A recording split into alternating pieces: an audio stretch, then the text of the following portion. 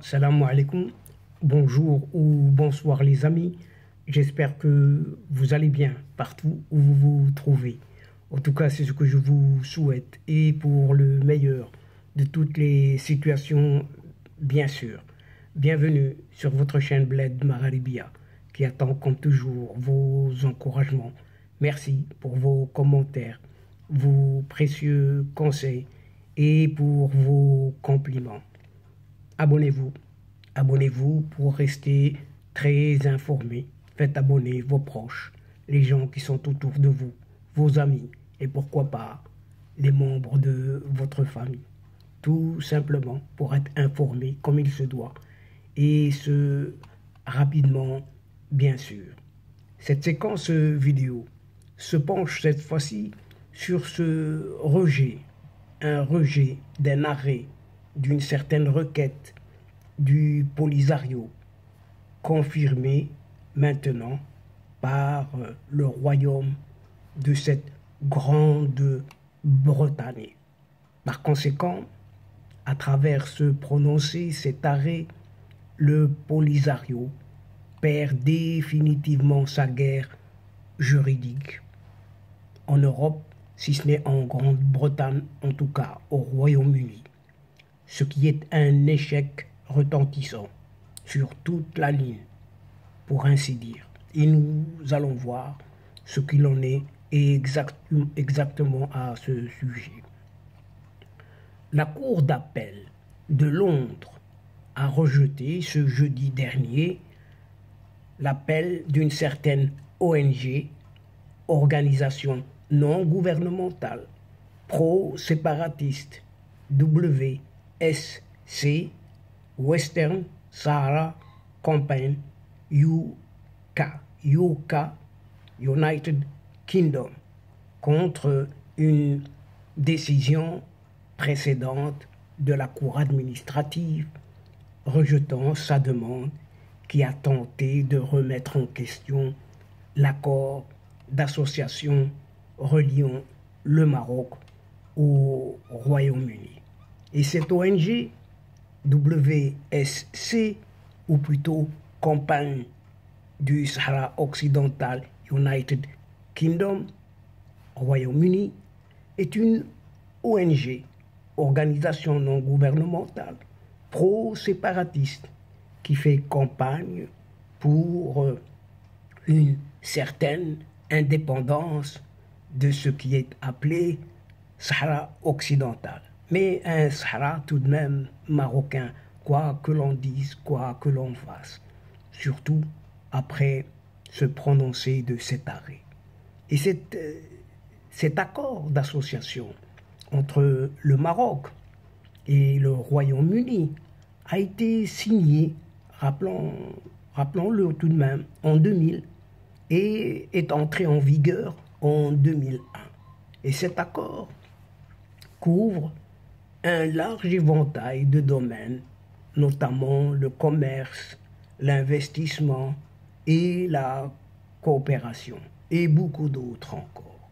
En 2019 déjà, cette ONG WSC, Western Sahara Campaign UK, a intenté une plainte devant la Haute Cour du Royaume-Uni contestant cet accord d'association. Et cette ONG WSC a fait valoir que l'accord était invalide parce qu'il ne reconnaissait pas ce qu'on appelle cette RASD, République arabe démocratique sahraoui, ou plutôt on pourrait l'appeler République algérienne sous-développée, que le WSC soutient mordicus. Mais la Haute Cour britannique a rejeté tout simplement du monde cette poursuite du CCS, un programme YOCA, United Kingdom, de Carbon Capture and Storage, de de commercialisation. Et la CSM, cette Cour supérieure de la magistrature britannique, a fait appel de la décision devant cette Cour justement d'appel. Mais, ce qui devait arriver arriva. La Cour d'appel a confirmé la décision de cette haute Cour et a également ordonné au WSC, Western Sahara Company UK, de payer les frais juridiques du Maroc. Tout simplement. Et rien que ça, vous allez me dire. Et la Cour d'appel a conclu que l'accord d'association était valide et qu'il n'enfreint pas le droit international. Toujours cette même Cour d'appel a également conclu que le CCS n'avait pas tenu de contester l'accord, car ce même CCS n'était pas partie prenante de cet accord. Et le WSC, Western Sahara Company UK, a déclaré qu'il ferait appel de la décision de cette Cour d'appel devant la Cour suprême cette fois-ci. Toutefois, il est peu probable, mais vraiment peu probable, que la Cour suprême, entendue par cette affaire, car la décision de la Cour d'appel est susceptible d'être confirmée purement et simplement. Et ce rejet de cet appel de WSC est une victoire, et c'est le moins que l'on puisse dire pour le Maroc, car l'accord d'association est un élément important des relations économiques du Maroc avec le Royaume-Uni. Cet accord fournit également au Maroc un soutien politique du Royaume-Uni avec ce rejet de l'appel du CSM, qui est un signe que la communauté internationale accepte de plus en plus la souveraineté du Maroc sur le Sahara occidental. Mes chers amis, il faut savoir aussi que depuis quelques années déjà, des procès sont intentés par ce Polisario contre le Maroc devant différentes juridictions dans plusieurs pays pour une supposée exploitation illégale des ressources naturelles du Sahara. Mais on ne gagne pas à tous les coups, mais pas du tout.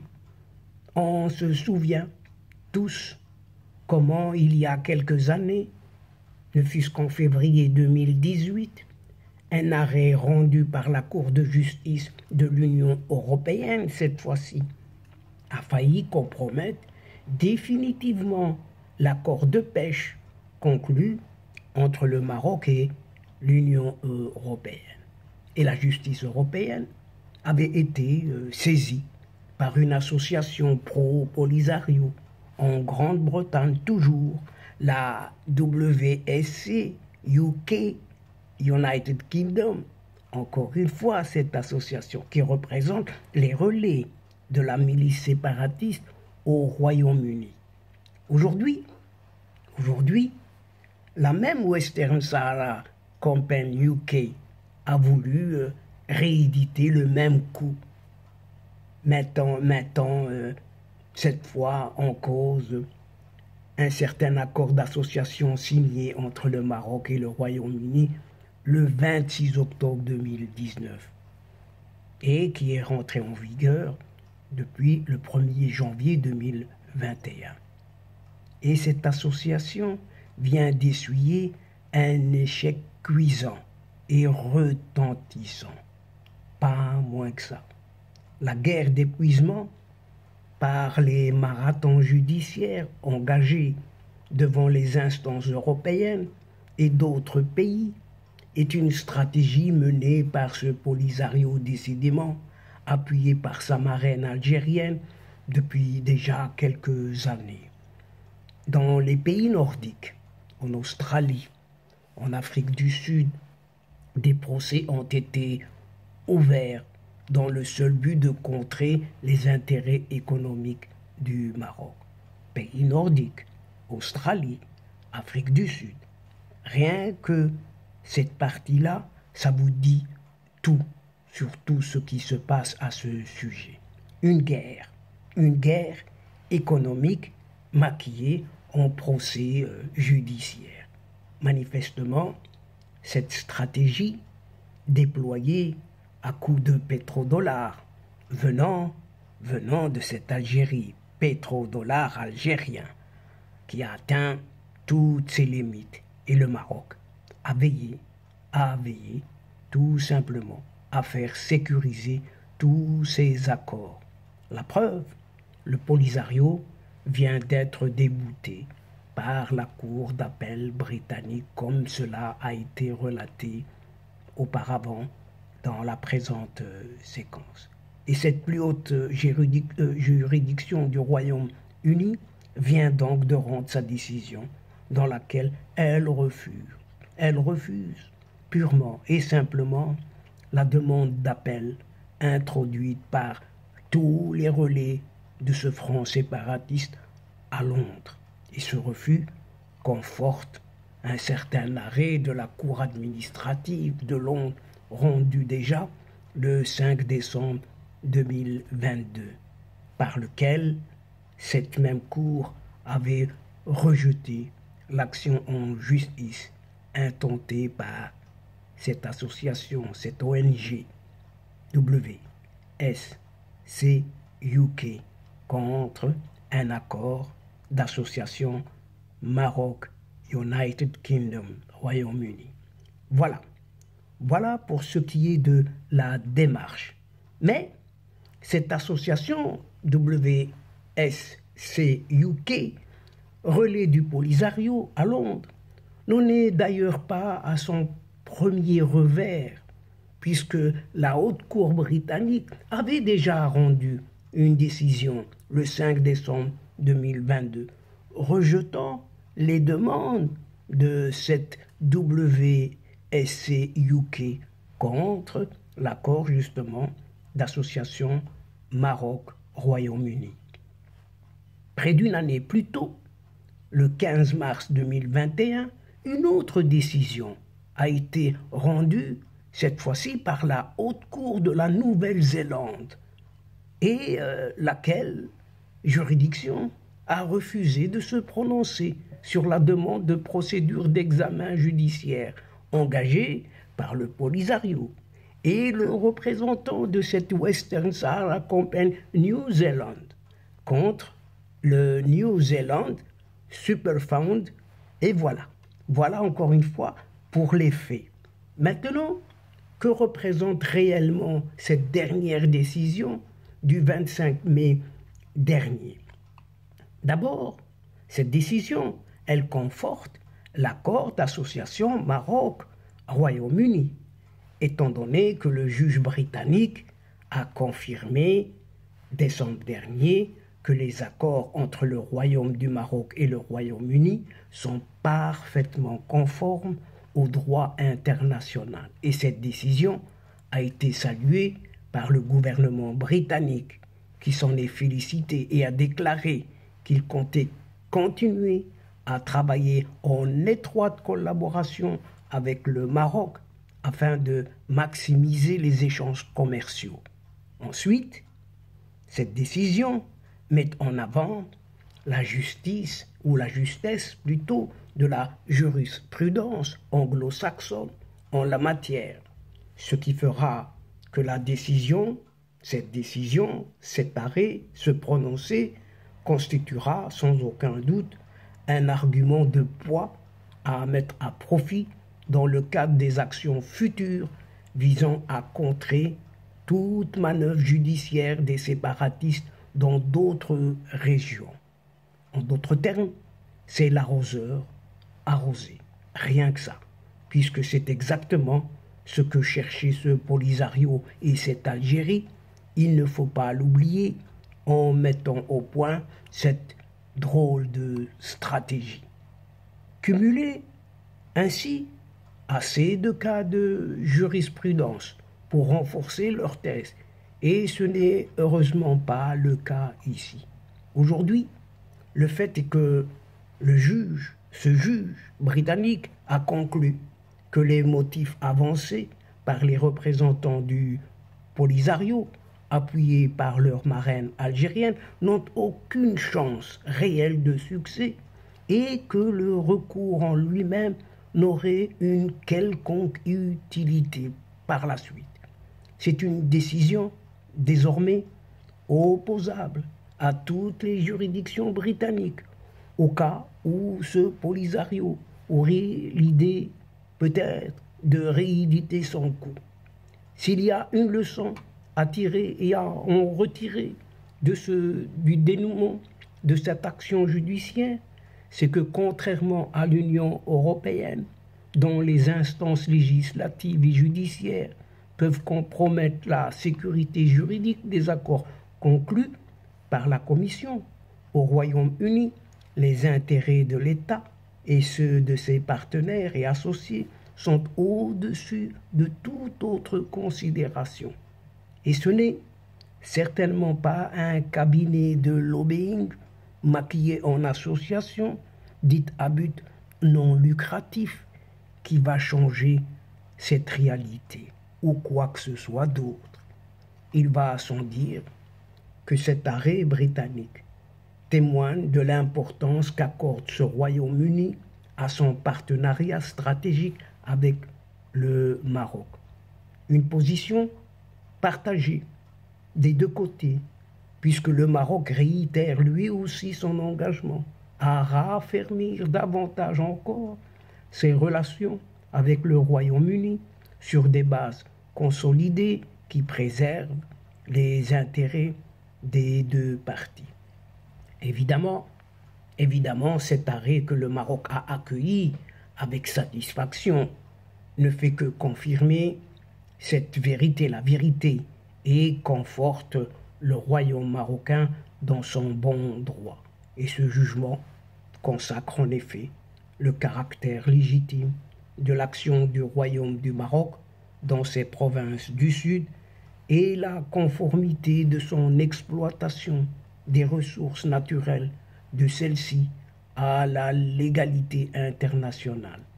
Cet arrêt rejoint la position exprimée par le Maroc depuis toujours quant à la légalité incontestable des accords conclus avec le Royaume-Uni et la nécessité d'assurer leur sécurité juridique, ni plus ni moins. Autre détail à relever, et contrairement à la Cour de justice de l'Union européenne, qui s'est embarquée dans des interprétations du droit international, ici et là, donc une position éminemment politique, la justice britannique ne s'est pas attardée sur tous ces aspects liés à ce différend qui relève de l'Organisation des Nations Unies. De même, et c'est un autre point important, par ce jugement britannique, le Polisario est ramené à sa dimension réelle et il ne peut donc aucunement prétendre à représenter, certainement pas, la population du Sahara marocain. Et donc, chers amis, mesdames et messieurs, c'est ici, c'est sur ce point que prend fin cette séquence, tout en prenant congé de vous, mais nous espérons vous retrouver très très bientôt avec un immense plaisir et comme d'habitude, bien sûr.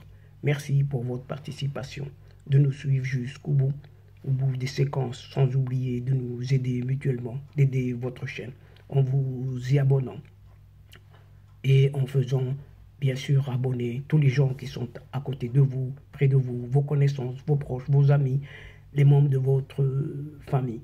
Abonnez pour être tout simplement informé rapidement et comme il se doit. Mais surtout, n'oubliez pas de partager les séquences vidéo autour de vous en allant chercher quelques petites adresses dans vos téléphones et vous envoyez ça à qui vous voulez. Et pour cela, un tout grand merci.